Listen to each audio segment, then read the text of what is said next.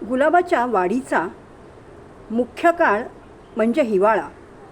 कारण गुलाबाच्या रोपाला थंड वातावरण भरपूर आवडतं.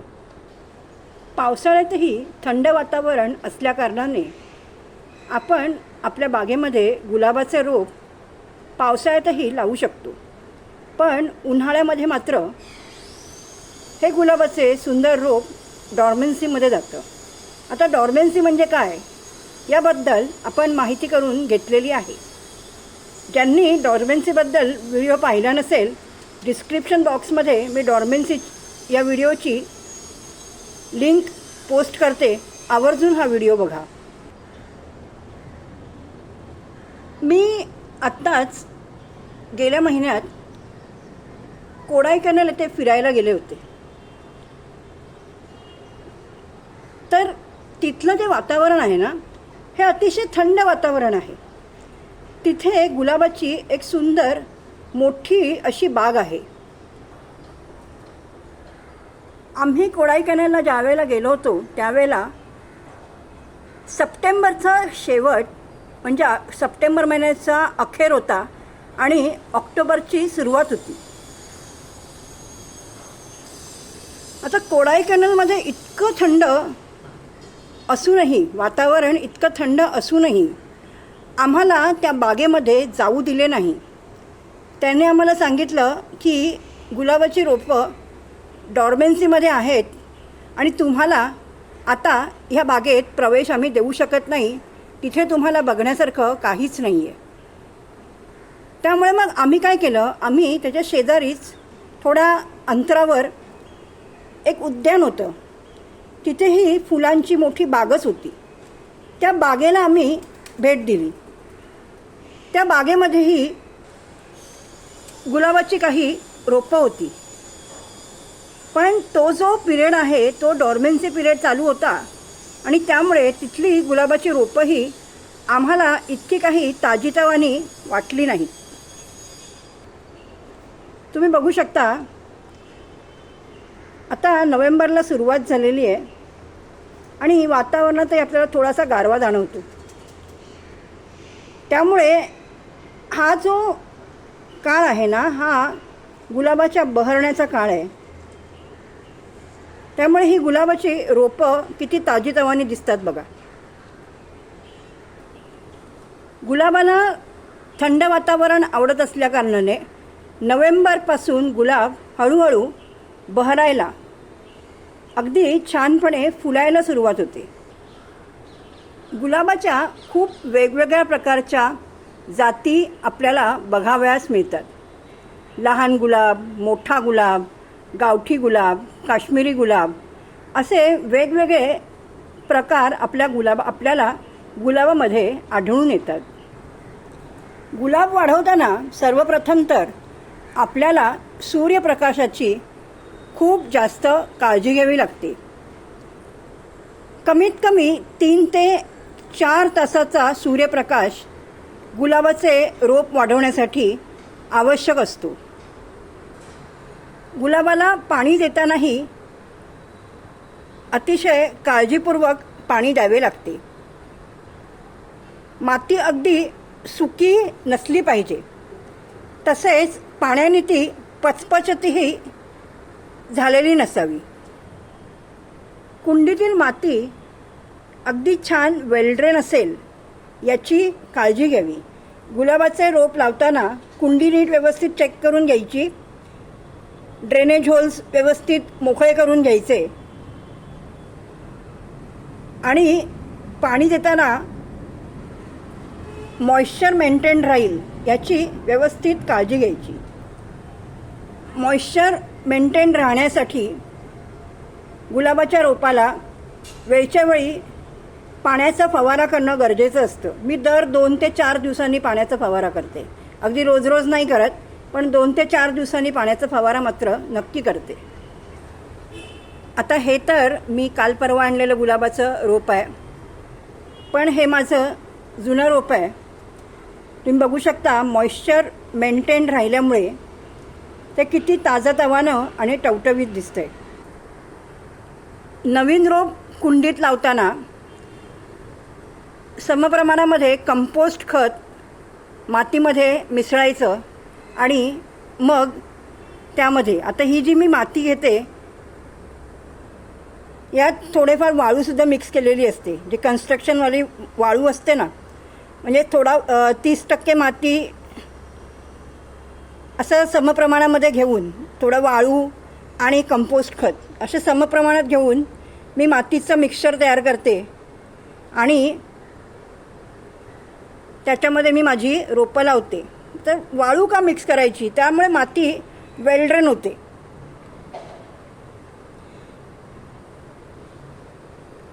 तुम्ही बघू शकता रोप मी नवीन लावलेलं आहे. रोप किती छान ताजं तवानं दिसतंय ते. गुलाबाचे नवीन रोप कुंडीत लावताना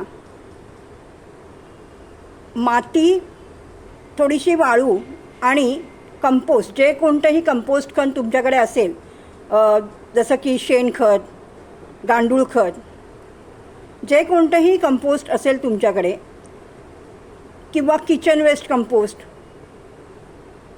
जे कोणतंही कंपोस्ट असेल ते तुम्ही लावू शकता. आता किचन वेस्ट कंपोस्ट मी घरी बनवत नाही, कारण माझ्याकडे तितकी जागा नाही आणि त्यामुळे मी शेणखत किंवा गांडूळ खताचा जास्त वापर करते.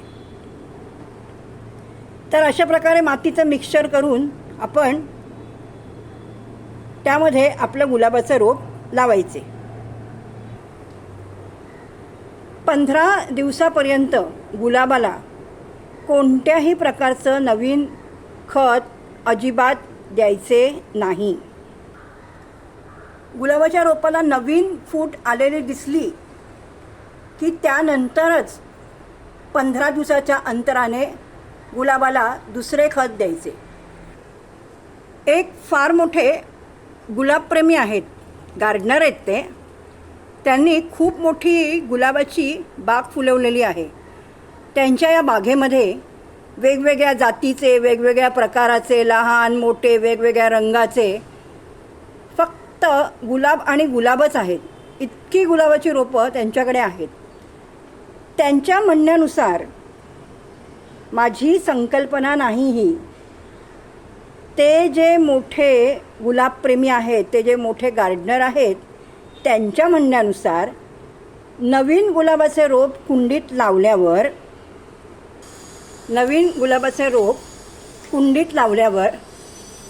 हे माझ्याकडे एक गोळीचं पॅकेट आहे बघा, तुमच्या लक्षात येईल, न्यूरोबियन फोर्ट असं या गोळीचं नाव आहे, न्यूरोबियन फोर्ट. तर त्यांचं असं म्हणणं आहे की नवीन रोप कुंडीत लावल्यावर 7 दिवसानंतर 1 लिटर पाण्यामध्ये 1 न्यूरोबियन फोर्टची गोळी आपण पाण्यामध्ये विरघळवून घ्यायची. जेवढे द्रावण तयार होईल त्या द्रावणाच्या दुप्पट तिप्पट साधं पाणी मिसळून मग ते जे लिक्विड तयार होईल ते आपण आपल्या गुलाबाला द्यायचं. आता आपलं गुलाबाचं रोप आपण 1 किंवा 2 लावलेले असतील तर जितकं पाणी आपण देऊ तेवढं ते लिक्विड तयार होईल, तेवढं दिल्यानंतर जे बाकीचं पाणी उरेल ते आपण आपल्या बाकीच्या रोपांनाही देऊ शकतो. असं नाही की फक्त गुलाबाच्याच रोपाला दिलं पाहिजे. पण ही गोळी विरघळवून जे लिक्विड तयार होतं ना, ते लिक्विड आपण आपल्या गुलाबाच्या रोपाला दिल्यास गुलाबाच्या रोपाची मुळं सुदृढ होतात, गुलाबाच्या रोपाची मुळं सक्षम होतात, त्यांची वाढ चांगली होते आणि रोपांच्या मुळांची वाढ जर चांगली झाली तर आपल्या रोपाची वाढही चांगली होते. तर त्यांनी सांगितलेला हा न्यूरोबियन फोर्टचा वापर आहे. ते त्यांच्या गुलाबाच्या रोपांवर हाच प्रयोग करतात. त्यांनी खूप मोठं संशोधन केलं आहे आणि त्या संशोधनाअंती त्यांनी हे सिद्ध केलं की गुलाबाच्या रोपाला जर आपण न्यूरोबियन फोर्टची गोळी दिली तर ते जे लिक्विड आहे त्या लिक्विडमुळे रोपाची वाढ चांगली होते. आता आपण गुलाबाचे रोप लावताना कुंडीतील माती तयार करण्यासाठी आपण कंपोस्ट मिसळलेलं आहे. त्यामुळे 15 दिवसापर्यंत कुठलंही नवीन खत आपल्याला आपल्या गुलाबाच्या रोपाच्या कुंडीत मिक्स करायचं नाही आहे. कुठलंही कंपोस्ट खत अजिबात आपल्या रोपांना द्यायचं नाही आहे. 15 दिवसानंतर आपण आपल्या रोपाला ह्युमिक ॲसिड, म्हणजे रोपाची वाढ चांगली होण्यासाठी ह्युमिक ॲसिडची गरज असते. तर यासाठी डाळ तांदूळ धुतलेलं पाणी, कडधान्य भिजवलेलं पाणी, डाळ तांदूळ धुतलेलं पाण्याचा आणि कडधान्य भिजवलेल्या पाण्याचा काय उपयोग होतो याबद्दल ही माहिती मी दिलेली आहे. तर असं जर आपण लिक्विड खत आपल्या रोपांना दिलं, गुलाबाचं रोप हे अत्यंत खादाड रोप आहे. त्यामुळे या रोपाला दर आठवड्यागणिक काही ना काहीतरी खतं द्यावीच लागतात. अगदी तुम्ही म्हणा ना की 2-4 दिवसानंतर काही ना काही कुठलं ना कुठलं तर मी लिक्विड खत त्यांना देतच असते. आणि लिक्विड खतामुळे रोप ताजंतवानं होतं, रोपाची पानं हिरवीगार राहण्यास मदत मिळते. तर कुठलं ना कुठलं कांदा लसूणचं लिक्विड, आपण बरीचशी लिक्विड खतं मी आपल्या चॅनलवर सांगितलेली आहेत, त्याप्रमाणे लिक्विड खत बनवून आपण आपल्या रोपाला देऊ शकतो. जी फुलझाडं आहेत यांना जास्तीत जास्त लिक्विड खतांचाच वापर केला तर झाडाला भरपूर प्रमाणात फुलं येण्यासही मदत मिळते. त्यामुळे लिक्विड खतं जास्त वापरा. आता सुरुवातीच्या काळामध्ये रोपाची वाढ चांगली होण्यासाठी रोपाला नायट्रोजनयुक्त खतं देणं गरजेचं असतं. त्यामुळे 1 चमचाभर धुवून सुकवलेली चहा पावडर आपण रोपाच्या कुंडीतल्या मातीमध्ये वरून 1 ते 1.5 इंच माती काढायची, चहा पावडर पसरायची चारी बाजूंनी आणि त्यानंतर वरून मातीने ती झाकून टाकायची. चहा पावडर कधीच उघड्यावर द्यायची नाही, कारण त्यामुळे मातीमध्ये बुरशी येऊ शकते. त्यामुळे चहा पावडर दिल्यावर वरून लगेच मातीने झाकून टाकायची. अशा प्रकारे आपण आपल्या रोपाची काळजी घ्यायची आहे.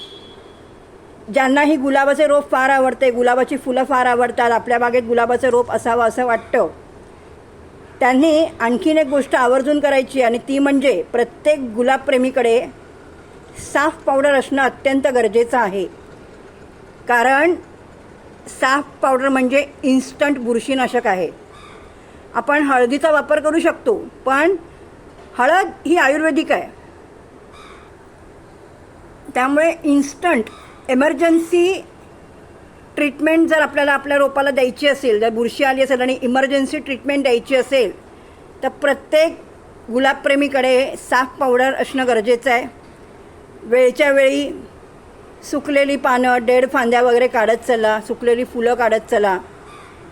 गुलाबाची छाटणी करताना जे कटर वगैरे वापरायचे आहेत, मी तुम्हाला ह्या अगोदर पण सांगितलेलं आहे की हायड्रोजन पेरॉक्साईड आणि डेटॉलने ते व्यवस्थित साफ करून निर्जंतुक करून घ्या आणि त्यानंतर गुलाबाच्या रोपाची छाटणी करा. कुठल्याही रोपाची छाटणी करताना जे कटर आपण वापरणार आहे ते निर्जंतुक करून घ्यायचे आहेत.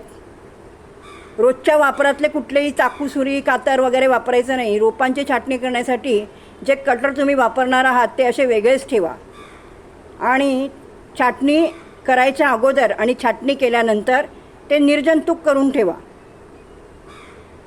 काय होतं की कधी कधी जर त्या कटरवरती कुठल्याही प्रकारचं फंगल इन्फेक्शन असेल तर ते फंगल इन्फेक्शन आपल्या रोपाला होऊ शकतं. आणि तुम्हाला माहिती आहे की गुलाबाच्या रोपाला जर फंगल इन्फेक्शन झालं तर गुलाबाच्या रोपाला लगेचच डायबॅक होऊ शकतो. त्यामुळे ही काळजी घेणं अत्यंत गरजेचं आहे. डेड फांद्या वगैरे काढा, सुकलेल्या फांद्या काढा, पाणी पण अगदी काळजीपूर्वक द्या आणि या गुलाबाच्या बहरणाच्या काळात आपल्या रोपावर जास्तीत जास्त फुलं घ्या. थँक्यू.